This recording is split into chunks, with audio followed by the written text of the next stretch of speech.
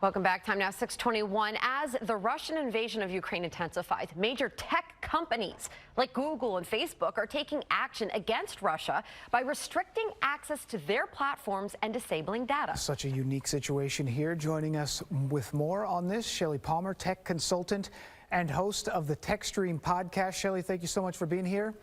My pleasure. And as we look at this, we know that Russia has sort of seeded some misinformation leading up to this war on social media. And as the war has played out, we've seen everything play out on social media as well, where everyone around the world has sort of seen what's happening. Absolutely. Look, we used to watch wars on television. Now we're watching wars unfold in real time on social. But that also gives the enemy a very good opportunity to send misinformation.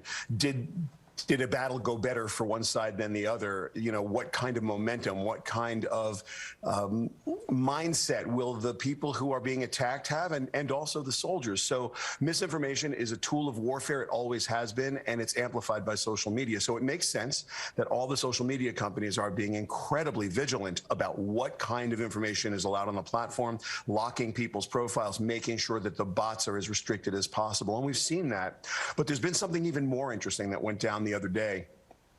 Google has traffic data. We've all used Google Maps, and you can see where there's a traffic jam. Well, the attack of the Ukraine by the Russians was called by an OSINT, an open source intelligence person, open source meaning anyone can get the data, because they saw a traffic jam on the road to Ukraine from Russia at 3:15 in the morning, and they knew there was a troop formation there. And so Google shut down the opportunity for people to pull that data en masse from the API out of Google Maps. You can't get the traffic data worldwide.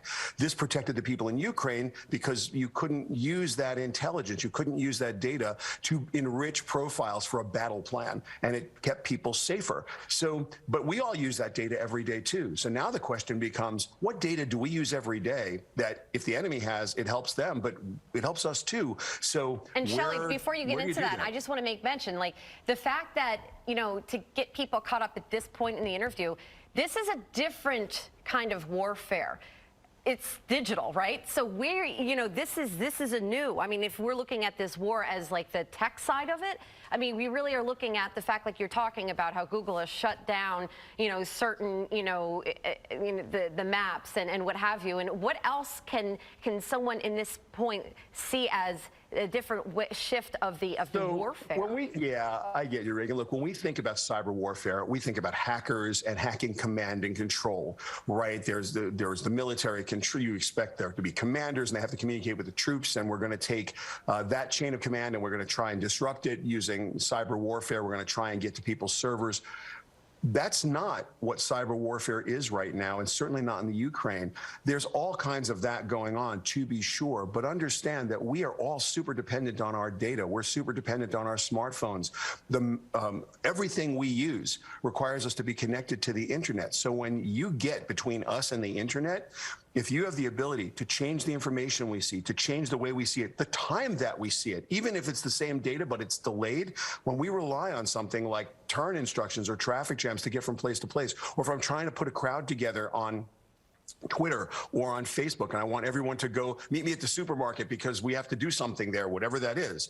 Both the good guys and the bad guys, whoever they are impacted when big tech decides, no, we're not going to allow that. We're not going to allow information to get to the point where you could put together a crowd of 1,000 people. We're not going to let it happen. And the algorithms can do that. And so we have a new kind of warfare where people choose sides and impact how the data we see and get. And Shelly, I just have to ask you one last thing. We know that Facebook and Twitter have sort of not taken sides here, but they've done things to sort of cut the revenue streams of some of the companies, of some of the TV organizations with the Russian government. But we also have seen that they haven't sort of cut the feed of the president of Russia, Putin's feed on Twitter.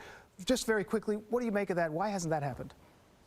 I think there's a lot of policy issues, and I think that the tech companies are going to have to choose sides, and that's very difficult for them to do. But Dan, that is a question for Mark Zuckerberg. It's a question for the people at Google. It's a question for the people at Twitter. We need to ask that question. Why is this being allowed? Is the information right or wrong? We're not talking about freedom of speech here. We're talking about a war. So whose side are you on? It's a great question to ask. We should be asking it. Shelly, thank you so much. Tech consultant Shelly Palmer, we appreciate it. Okay, so time